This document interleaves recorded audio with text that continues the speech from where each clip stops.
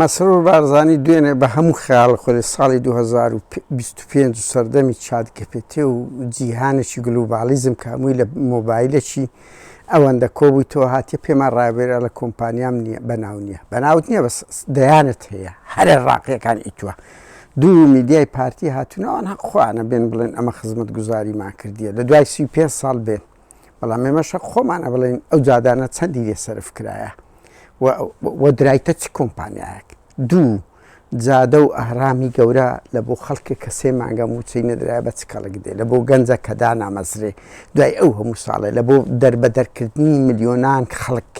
کە لە سەروی ملیۆنە خەڵکەوە ئێستا دەرگا بکرێتەوە ملیۆنەش کەش دێتە دەرێ لە دەست ئێرهاب و سیستەمی ناداتپەروەری ئێوە بچێ لە دەست ئەوەی کە سیستەمەکی بنەماڵەییتان ئەنگۆ دەست پێ کرد یەکێتی و هەموو ئەزبەکانی گرتەوە مەسعود مەسرور نێتیر سێ کەسن حکومڕانین وەیسی لایەکی ئاسایشی گشتی گرتیە و هەتا ئێستا مزەوەرە تەزویرە با بۆ دەڤەرێکی گرتیە و سیداد نەفەرێکی لایەکی گرتیە خەڵک چ لەوکە خەڵک چ لە ئارامی بەرزت کە مەسعود بارزانی مەسرور بارزانی کاتێک عەقڵی خەڵک هێشتان لەسەر ژن کوشتن وەک ئەوی سۆران ژن کوژایە و کەس ناگیرێتن کاتێک تا ئێستا خەڵک بڕوای بەنوشتە و بە جادوو هەیە بەنوشتە و جادوو و سەگ کوشتن و سیغە و ئەوانەت گەڕاندەوە ناو کۆمەلگای کوردی عقلی خەڵکت چەند گۆڕی ئەو هەموو تەلەڤیزیۆنت هەیە ئەو هەموو مینبەر و میدیات هەیە لە تەمجیدی خۆت و باو باپیرت بەکاری دەینی مەسعود بارزانی مەسرور بارزانی کە بانگەشەی پرۆژە دەکا وەرە بەمە بڵێ ئەوەی مەلیک فێسەڵ و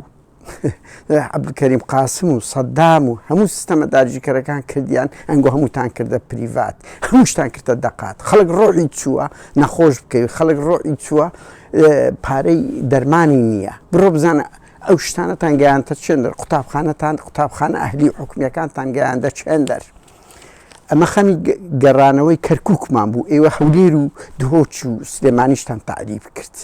بە چه ئەو کارە ساتەنیش تەنیا لە پێناوی ئەوەی چەند عەرەبەچی لە خاک و نیشتیمانەکەی نیشتەجێ بکەی لە پێناوی بزنست ئەو هەولێرە هەموو ساڵێ دەبێ گاڵتەجار لافاو وەزستانان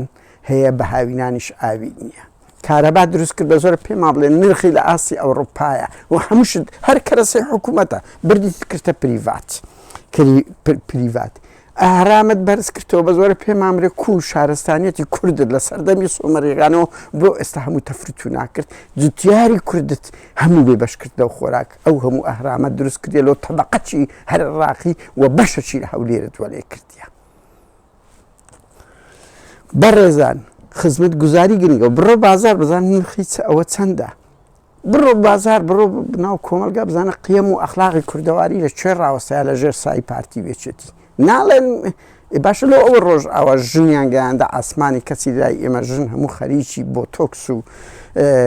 زێر و ئەو دای ماڵی لە سەقافەت ژن کوشتن تا ئێستا بەردەوامە ئەوە شەرمەزارێکی زۆر گەورەیە لە ساڵی 2025 بۆیە گەنجی کورد چ بکاتن کاتێک کات و ئاهرامەکەت بەرز کردەوە بەڵام عقلی ئەو گەنجەی فێر دەکەی فێرە کۆیلە و بێ ئیرادەی بی و گیرفانیشی ئەفریقی بیت بەڕێزان مەسعود دەرێ ئەوەم کۆمپانیام نییە ڕاست ناکەی هەیتت بەڵام بە ناوی خۆت نەکردیە لە پێناوی ئەوی لە بەرەوەکو ترامنی بە بزنسی هاتپی ترام بە بزنسی ئەتو مەجبوری بێ بە ناوی سەرۆر پێدایی بکەی بە ناوی دەیان کەسکی مەسرور بارزانی شەریکەی نۆرثلایتی چییە کە پێشتر ئیستێر گروپ لە بەرامبەر لە گەڕەکی وەزیران ئەو شوێنە ڕاقیەت دایتە نۆرثلایت 15 تابقە کە ئێستا هەندێکت لە بۆ دەژمێرین ئیچیە یعنی چیە ئایا هەموو شەریکەک لە بۆی هەیە ئەوە بیتن پاڤیلۆنی چییە مەسرور بارزانی لالاڤی چییە ئەدی لاناسی چییە ئەدی ئەوە ماسی زۆم چییە ئەدی ئیگل پۆست ئیچیە ئەدی شەریکەی ئینتەرنێت ئیچیە هەمووی خۆت و براکانتە ئەدی کوالیتێتی ئەوەتە هاوڕێیان ئەوەکەیە کۆمپانیای نێوستار بەرپرس لە کوالیتی کۆنتڕۆل هەمووی خۆیانە نۆرث نۆبل کە کۆمپانیایەک خاوەنی سەرجەم بەنزیخانەکانە نەفت کورە نەفت پۆست هەرچی شتا هەمووی خۆیانە دێتە مزایدەشمانە سەدەکە دەرێ وەڵی ئەمن خزمەت گوزاریم کردیە جادەکی کردیە دە هەندە پارەی لێ دەخوا داهاتینەوت کاکە کەس نازانی چەندە و چەند ساڵە دەخۆی ئێرهابەکە دروست کردیە ئابڕووی کوردت برد هەموو شۆڕشی کوردت کردە قوربانی ئێرهابەکانی خۆتان یعنی هاوڕێ من دەمەوێت ئەوە بڵێم وەرە بەس لە کەسی زیندانیانی بادینان و شێروانی هەستی پێ دەکەیت چ دڕەقی و دڕەشێکیانەیە چۆن دیبلۆما کوردیان ئەو هەموو دۆستیان نەدەستدا لەسەر ئەو مافی مرۆڤەوە دوو جادەی لە بۆ من دروست کردیە لە بۆ تەبەقەی خۆی و ئەهرامەژی دروست کردی کە خەڵکی فەقیر چی استفادە لێ دەکات یعنی عەقڵی خەڵکیش ناوەڕی بەڕێزە من یەک دوو نمونە لە ساندێ لەوەتان بێنمەوە مە لێرەی خزمەت گوزاری ئەوەیە کاتێک دەچێ خەستەخانە ترست نییە پارەت نەبی نەخۆش دەکەی بە $1,000,000 دەڕوا لەسەر حکوومەتی تۆ ئەو پەڕی $20 دەدەی چار پێنجاریش هەتا لە یەک ساڵی $250 دەدەی لە سویت دەرمان هەروە تۆ ترست نییە گە نەخۆش دەکەوی نەخۆ یعنی ئەمن 2 ساڵ لە خەستەخانە بووم بڕوا بکەن هەمووی $200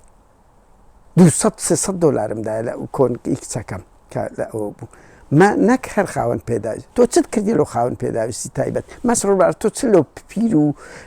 بە تەمەنان کردیە کاکە وەرە ئێرە وەرە ئەو جاس پێ دەکەی مەڵێ ئەوە نییە تۆ ژیانێکی ئەوڕۆپی لە خۆتان دروست کردیە هەموو شتی ئەوڕۆپات برتە کوردستان بەڵام خەدەماتی ناپەی هەمووت کردی لەو تەبەقەیەکی ئەوە تۆ لە ئاسی تۆ نافەسەی خەلیجەکان دەکەی بەبێ ئەو ژیانیشیان خەڵکی خەلیج خۆش بکەیت خەلیج خۆش بکەیت بەڕێزە من بەس لە خاوەن پێداویست تایبەت بە پەلە دەرم لەوەرە کچەکەش خۆشم ئەوەیە